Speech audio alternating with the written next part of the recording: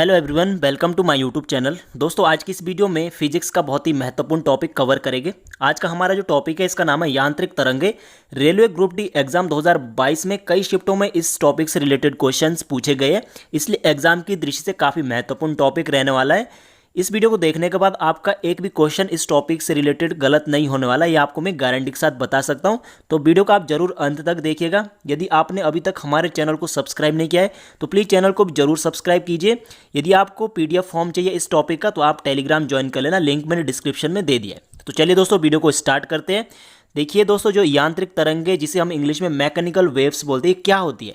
तो देखिए दोस्तों, जो यांत्रिक तरंगे होती है इनको क्या होती है, इनको चलने के लिए क्या होती है, माध्यम की आवश्यकता होती है। ठीक है, और इनका ये क्या होती है, वे तरंगे होती है जो क्या करती है, अपना स्वरूप यानी जो इसके जो जैसी दिखती है ना वैसे ही रहती है, बिना बदले, यानी अपना स्वरूप बिना बदले क्या होती है, माध्यम में निश्चित चाल से क्या होती है, आगे बढ़ती है। यानी कि दोस्तों इनको क्या होना चाहिए, माध्यम होना चाहिए। बिना माध्यम में यांत्रिक तरंगे नहीं चलती है। तो यहाँ पे ये पॉइंट कवर हो गया।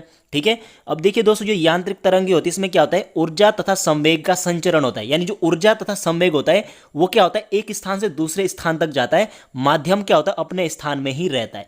तो हो सकता है पूछा जाए कि यांत्रिक तरंगों के लिए कौन सा कथन सत्य है, तो आपको ये ध्यान रखना है, इससे अलग कुछ नहीं पूछेंगे। तो एग्जाम्पल आप लिख सकते हैं यांत्रिक तरंगों के, जल तरंगे, ध्वनि तरंगे, स्प्रिंग तरंगे एटसेट्रा। ये सब की सब क्या होती है, यांत्रिक तरंग होती है। इनके लिए किसकी आवश्यकता होती है, माध्यम की आवश्यकता होती है। और संचरण किसका होता है, ऊर्जा और संवेग का। यानी ऊर्जा और संवेग क्या होते हैं, आगे बढ़ते हैं, माध्यम अपनी जगह स्थिर रहता है। आई होप आपको ये समझ में आया।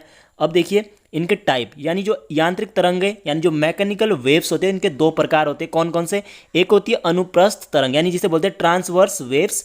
दूसरी होती है अनुदैर्घ्य तरंग जिसे बोलते हैं लॉन्गिट्यूडिनल वेव्स। काफी इंपॉर्टेंट हो सकता है पूछे कि यांत्रिक तरंगों के कितने प्रकार होते हैं, दो प्रकार होते हैं। यानी कितने टाइप होते हैं, 2 टाइप की होती है। ठीक है, आपको ये पता होगा कि आपको ऑलरेडी भी पता होगा।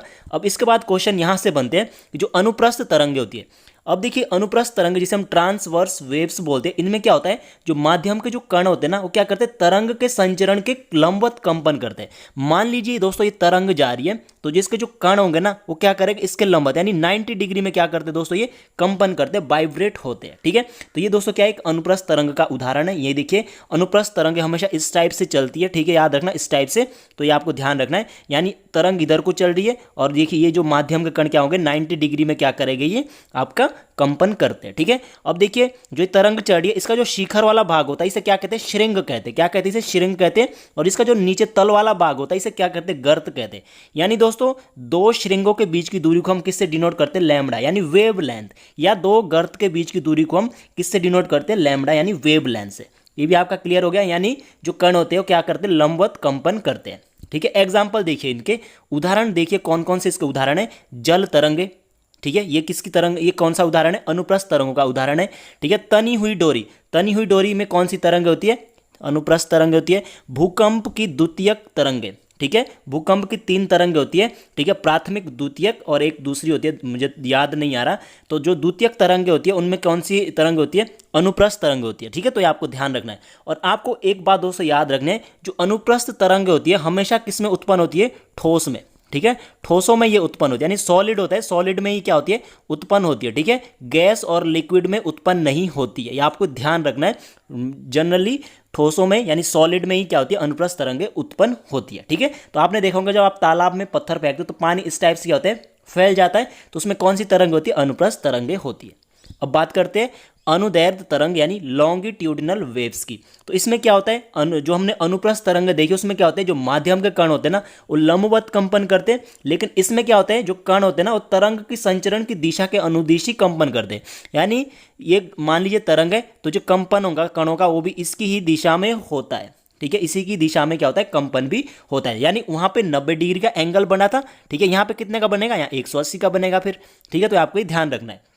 तो देखिए दोस्तों इसमें क्या होता है, ये आपका जो अनुदैर्घ्य तरंग होती है इस टाइप से क्या करती है, फ्लो करती है, यानी इस टाइप से चलती है। तो देखिए जो ये पास पास वाला जो भाग होता है इसका इसे हम संपीड़न कहते हैं। और इसका जो दूर दूर वाला भाग होता है इसे हम विरलन कहते हैं। यानी संपीड़न विरलन, संपीड़न विरलन, ये किस में होता है, ये अनुदैर्घ्य तरंग में। ठीक है, और जो आपका ये होता है आपका कौन सा होता है, जैसे श्रृंग और गर्त होता है, ये किस में होता है, श्रृंग और गर्त आपका अनुप्रस्थ तरंगों में देखने को मिलता है। आई होप आपको यहाँ तक क्लियर हो गया।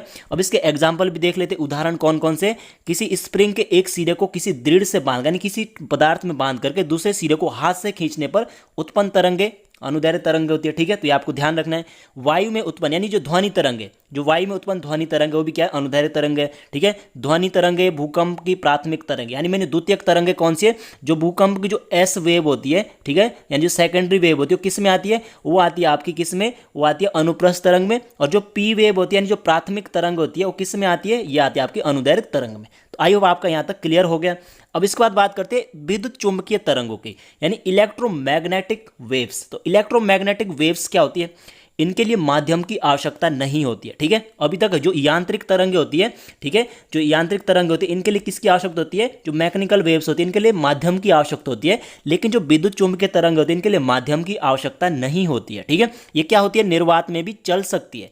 जो इलेक्ट्रोमैग्नेटिक वेव्स होती है ये निर्वात में भी चल सकती है। इनके एग्जाम्पल लिखिए, एग्जाम्पल से क्वेश्चन मिलेगा। तो देखिए प्रकाश तरंगे, रेडियो तरंगे, एक्सरे यानी परावैंगनी यानी अल्ट्रावायलेट रे, ये सब किसके अंतर्गत आती है, विद्युत चुंबकीय तरंगों के अंतर्गत ही आती है। मैं आपको एक बात बताना भूल गया, जो ये अनुदैर्ध्य तरंग होती है ये तीनों अवस्थाओं में पाई जाती है यानी ठोस, द्रव और गैस, तीनों में अनुदैर्ध्य तरंगें पाई जाती है। और जो अनुप्रस्थ तरंग होती है वो सिर्फ ठोस में पाई जाती है। तो आपको ये ध्यान रखना है। ओके, अब इसके बाद देखिए लास्ट में दोस्तों एक काफ़ी महत्वपूर्ण है कि जो कभी कभी पूछा जाता है कि जो अल्फा बीटा गामा होते हैं, ठीक है, अल्फा बीटा और गामा इनकी भेदन क्षमता से क्वेश्चन पूछा जाता है। तो सबसे ज़्यादा जो भेदन क्षमता होती है वो गामा की होती है। ठीक है, फिर दूसरे नंबर में किसकी होती है, बीटा की होती है, और सबसे कम किसकी होती है, अल्फा की होती है। तो ये भी आपको दोस्तों क्या है, ध्यान रखना है। तो दोस्तों ये थे आज के बहुत ही महत्वपूर्ण क्वेश्चंस। आई होप आपको वीडियो पसंद आई। यदि आपको वीडियो पसंद आई तो प्लीज़ वीडियो को लाइक और चैनल को आप जरूर सब्सक्राइब कीजिए। इस सभी कंटेंट का यदि आप पीडीएफ चाहते हो तो आप टेलीग्राम ज्वाइन कर लेना, लिंक मैंने डिस्क्रिप्शन में दे दिया है।